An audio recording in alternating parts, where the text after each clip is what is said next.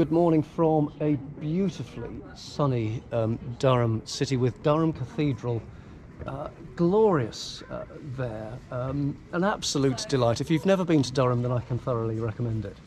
And here I'm joined by Joy Allen, who is the Police and Crime newly elected Police and Crime Commissioner for Durham. Joy, thank you so much for inviting me here to these beautiful surroundings. Congratulations on your election. Thank you. Following a period where there was no elected Police and Crime Commissioner, you replaced Ron Hogg, who, great loss, very sadly died whilst he was serving as Durham's Police and Crime Commissioner. Big shoes to fill. It certainly was. I mean, he was a very progressive PCC, and it's one of those people that no matter where you go, be it in the communities or at a national level with other PCCs, he's held in high regard, and I think that's testament to the person he was.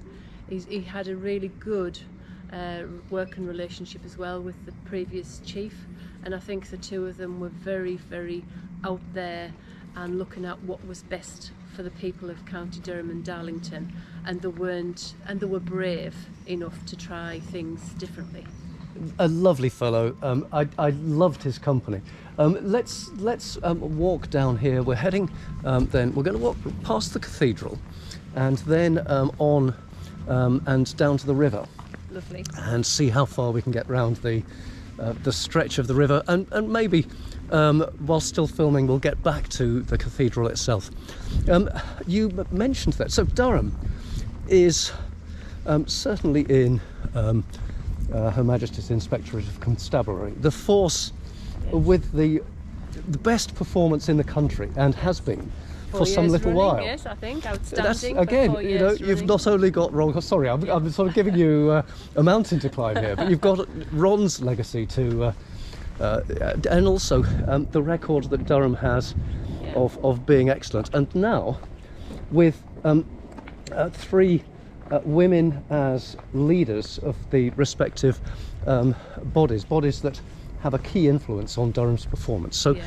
A lot of firsts, actually. A first leader of the local authority, first female chief, and now we've got the first female PCC in Durham. And again, as a team, obviously we work with our partners, but I think that sort of shows how progressive Durham is as an area, and what we do and how we work. So Joe Farrell, the Chief Constable of Durham, and Amanda Hopgood, who I don't know, but as Chief Executive of Durham County Council. Sorry, as leader. I beg your pardon. Yep. Leader of Durham County Council, and I'm guessing you know them already pretty well. Yes.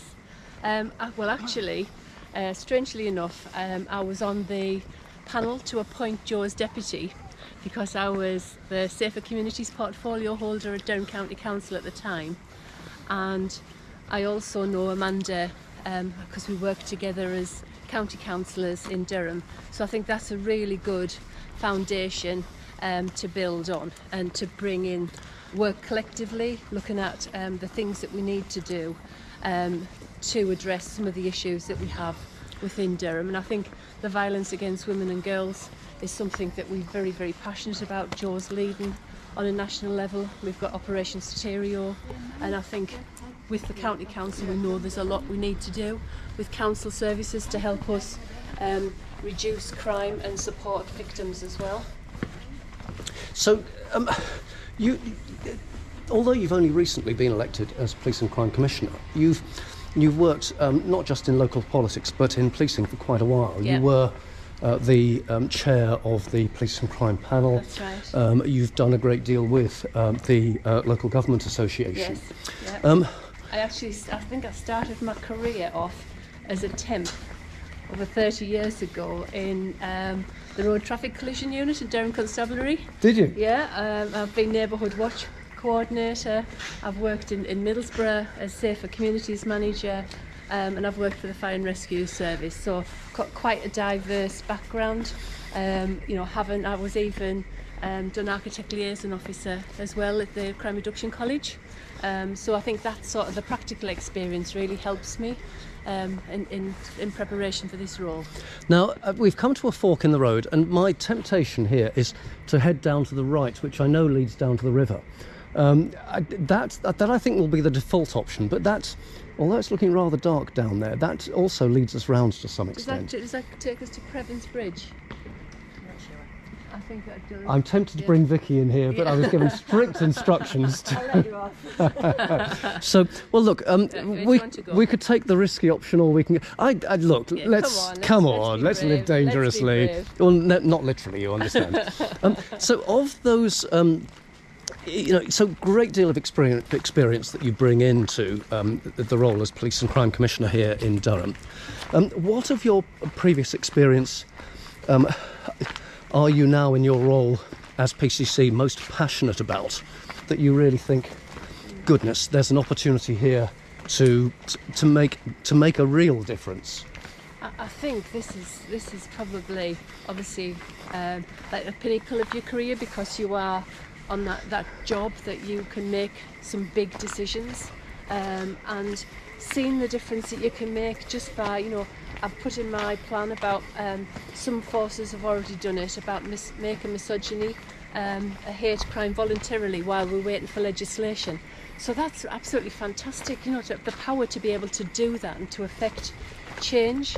I'd like to, obviously antisocial behaviour was a top priority, and I think my background is about partnership work, and I think this is absolutely crucial for PCCs, because as we know that the police force haven't got a lot of support for funding wise, where our local council has got a lot of services. It's the biggest council in the northeast, and we need to work with the children's services, the adult services, the public health, the work that we're doing in regeneration, jobs, employment, the drug and alcohol services, all local authorities. So partnership working is very, very much an important part that we can bring together.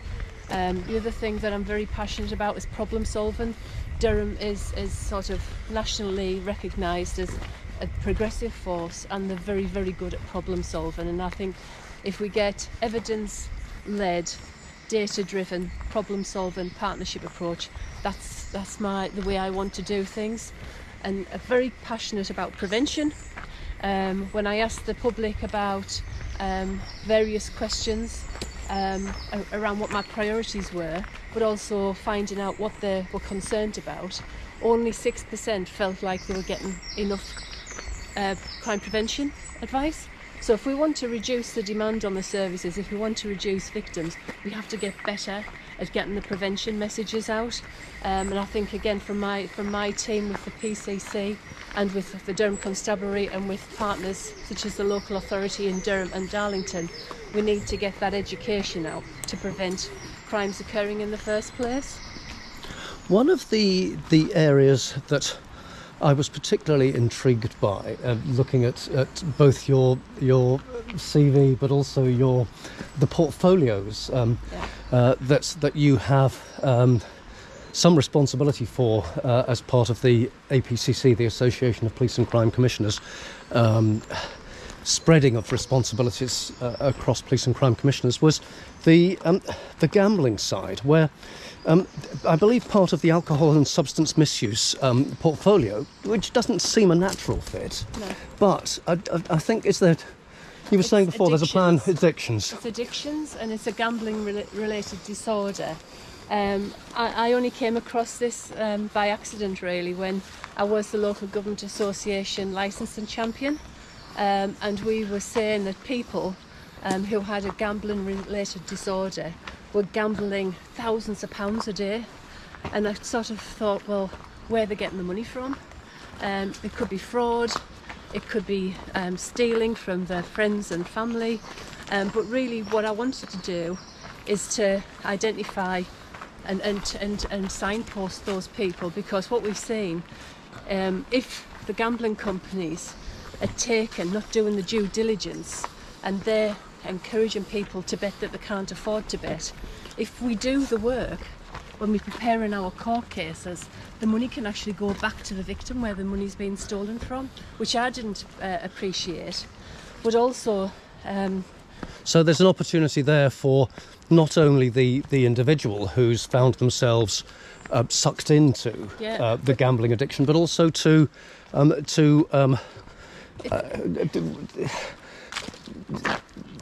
repay that money, as it were. If you think about it, the analogy between the drug dealer targeting the drug user is exactly what they do from the gambling companies who target those people who've got gambling related disorders. I was shocked to find out that people who tried to stop got £6,000 put in their account to gamble more, and those people could lose the job, they could lose the house, they could lose the family, they could commit, take their own life. It's feeding their addiction effectively, and it's just shocking, really. And the great thing is that we now have NHS gambling clinics, but unfortunately not a lot of people know about them. So by identifying people early, so one of the things you mentioned earlier on is what can you do? Well, one of the things that you can do, similar to the misogyny, when people come and present themselves into custody, we ask them a question about, do you need any support with drug or alcohol? So that's a local initiative. You can just ask the question about the gambling. Yes. Also, if anybody's taken, is at risk of taking their own life, again they can ask the question. Domestic violence, they can ask the question, and really for the next year, I think it's getting that baseline. If we can find out the extent of gambling, because a lot of people can gamble in quite absolutely with no problem at all.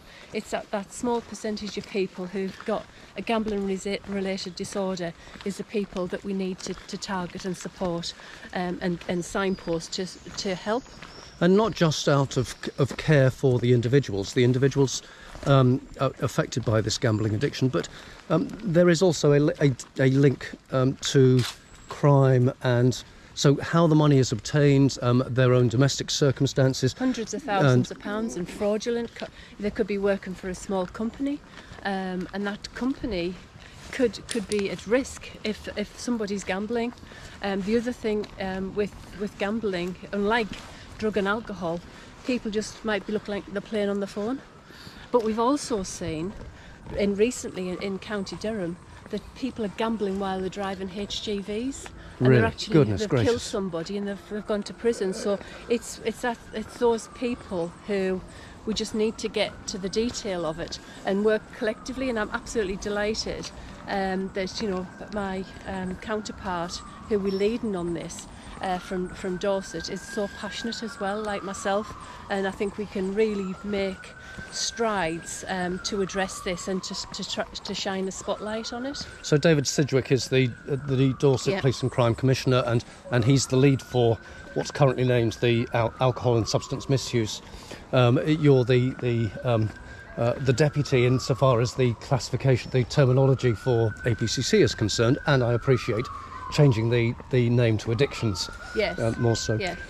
One of the other responsibilities that you have, and I'm guessing that there can't have been a compulsion as to which No. areas. So you must have expressed some degree of interest. I did. So yeah. I'm going to go for the environment and the sustainability. Environment and sustainability. Yeah. Which, go on, tell us about that then. What's that involved? Well, I think obviously I think it's on the news every day and we've seen recently with the downpours of the rain and the impact on the environment. It's a very, very important aspect. Even from a policing point of view, what can we do?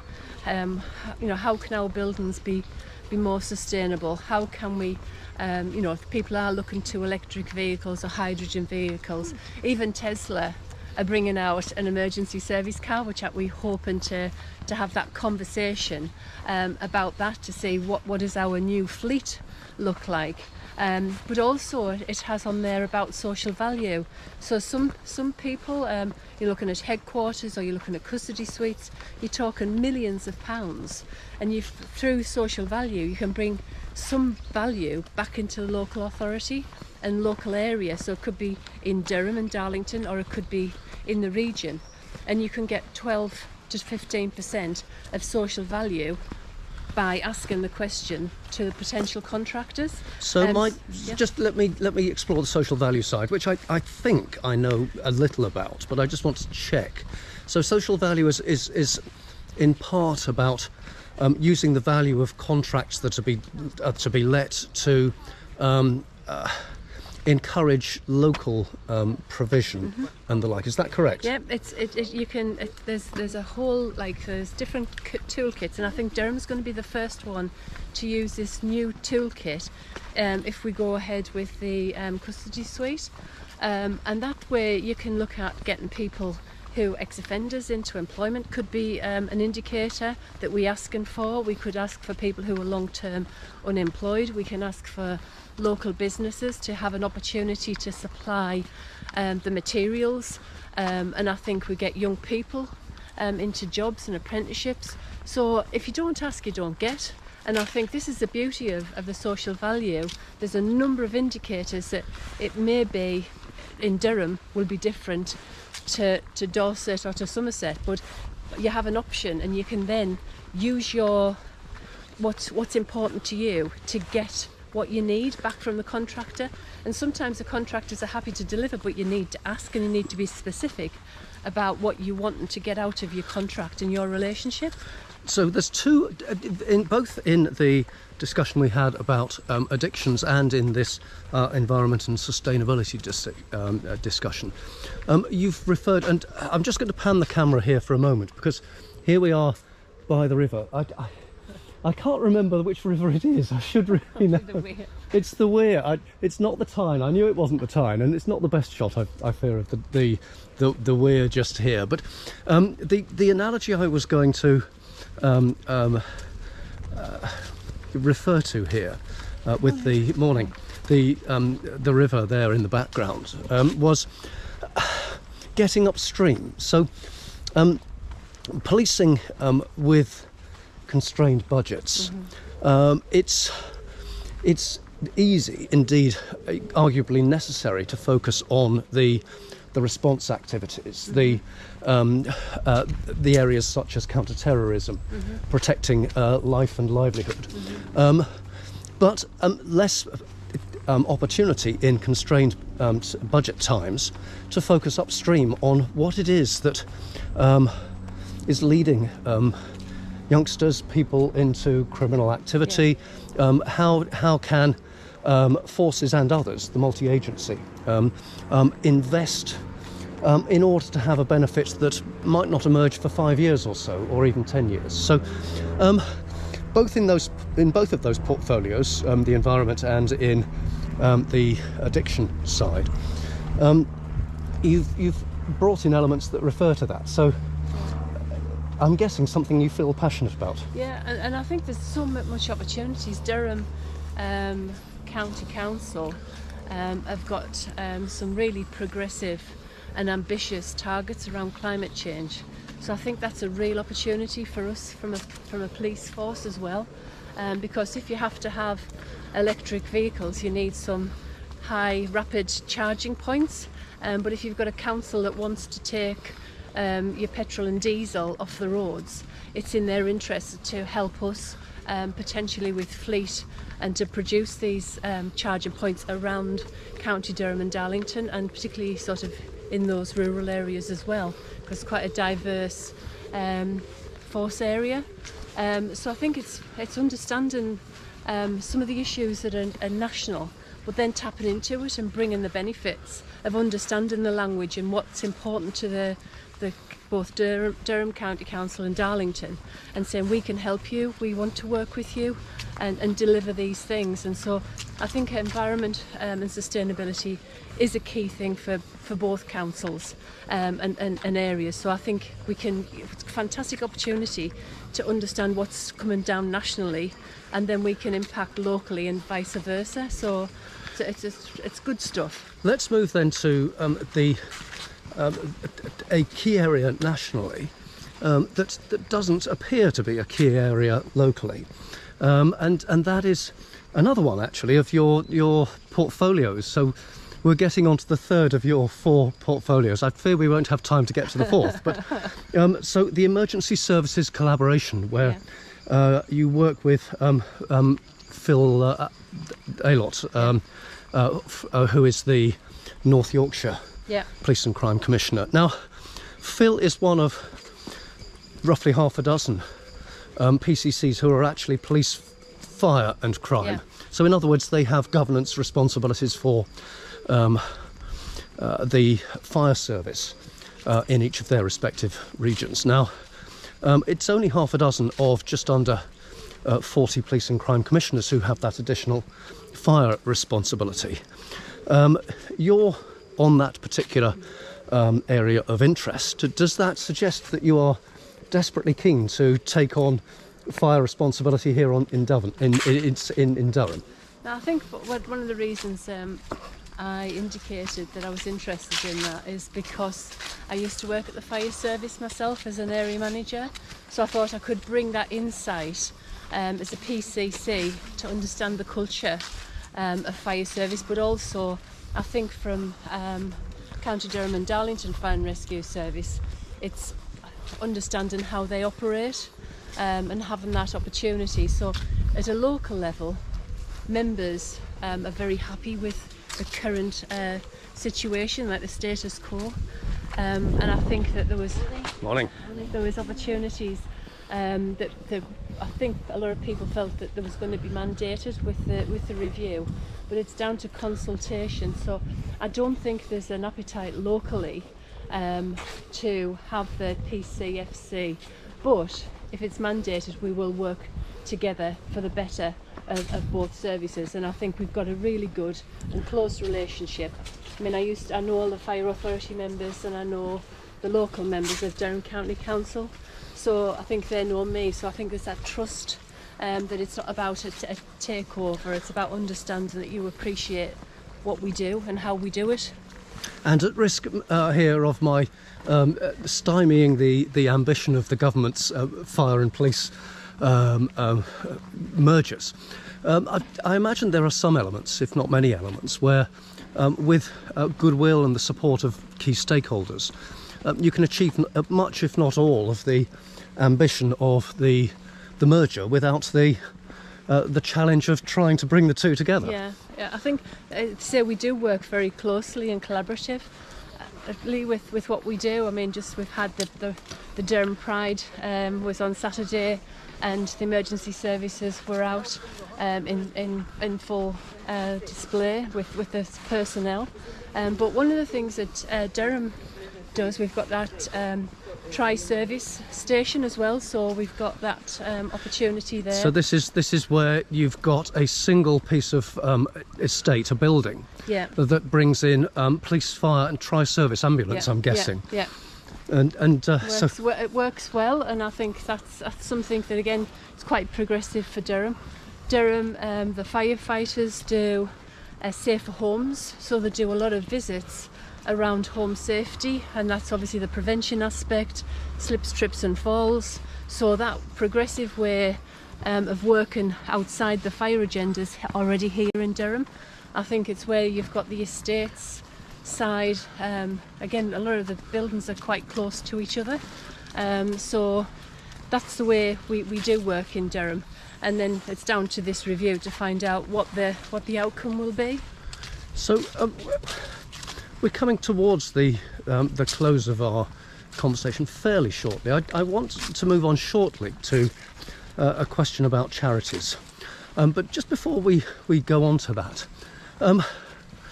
you and indeed other newly elected PCCs, slightly unusual circumstances in that you only have 3 years, as opposed to 4 years. Yeah. Because of the pandemic, the previous tenure was extended to 5 years, and the tenure of currently elected PCCs is just 3 years. What would you realistically hope to be displaying as a mark of your success in your term, potentially first term as PCC. Yeah. I'm not going to ask you that question. Yeah. Too early to ask you whether you're Yeah. standing again. But what in 2.5 years' time would you hope to be able to say, there we are, done with a team, but Joy, that is what Right. that is what I've achieved. Right. On a positive note, we got obviously we did get an extra year that we had to wait for the election, which meant that I was able to do a really well thought out manifesto that with the help of my team, we were able to get to the police and crime panel a couple of weeks ago. So that manifesto is out for consultation. So this is your police and crime plan that's statutory, as a statutory requirement. Yeah, and I think once we've got that, that's going back to the panel in September. So I think that gives me 6 months ahead, you know, because we've got that because normally that information. wouldn't appear until early part of next year. Yeah. So then I've got about 76 priorities that I've set out in the plan. So I want to achieve them all. I've identified under the themes that I've got, the things that I want to do under safer communities, safer online, safer roads, safer countryside, and looking at safer business. And this is the things and safer people is a really important one. There's a lot in there around hate crime, stalking, violence against women and girls, the gambling issue, the addictions. So I want to achieve it all. Well, good luck with that. I did genuinely good luck. I really look forward to hearing more success from Durham over the coming months and handful of years. Charities. It's a tradition on these policing policing friendship tour journeys and walks to ask the person whose company I am enjoying about a charity that is dear to their heart. And for you, what charity or charities might that be? My charity would be SSAFA, which looks after the veterans of either serving or retired armed forces personnel. They're doing an absolutely wonderful job. Anybody who's willing to give their life for the country, I think deserves as much as we possibly can. Unfortunately, people who've done over 22 years or more sometimes become institutionalised, and sometimes they need that help getting back into civilian life, that they've had a whole body of aware things and then that's taken away from them. We've seen some of our veterans and some of the challenges that they're living with. I would give them like a penthouse suite with waitresses, because those people many struggle coming back from their service. The things that they've seen is hard, but at a local level, I'm the Durham the SSAFA local patron, and that means that we do what we can to support the charity. We've got one as well as a social isolation fund, where during COVID they were doing bacon butties for all the veterans, and they were taking that, even just that visit on the doorstep. But sometimes they have special needs, and SSAFA can make that happen. Even just sometimes putting ribbons when they've got medals, they haven't got the ribbons on, they can do those things that can be really proud. So working with that, I feel very privileged, and any way I can to support them. So a charity dear to your heart, SSAFA. Joy, it's been excellent, wonderful walking with you this morning. I'm just going to pan the camera around to, this is the River Wear, as you've pointed out to me. Clearly my geography is not up to scratch. And behind, not able to show you because it's through the canopy of trees, well, I will pan the camera up there. Would be Durham Cathedral. In fact, you can probably just about see the ramparts through the trees. It's become also a bit of a tradition that after these walks and videos, that we go and find an ice cream. Oh. So do you think that somewhere in Durham city centre there might be a place for an ice cream? I think there might be. Yeah, so we'll go and have a look, shall we? In the meantime, thank you so much. It's been a real pleasure. Thank you very much. All the best.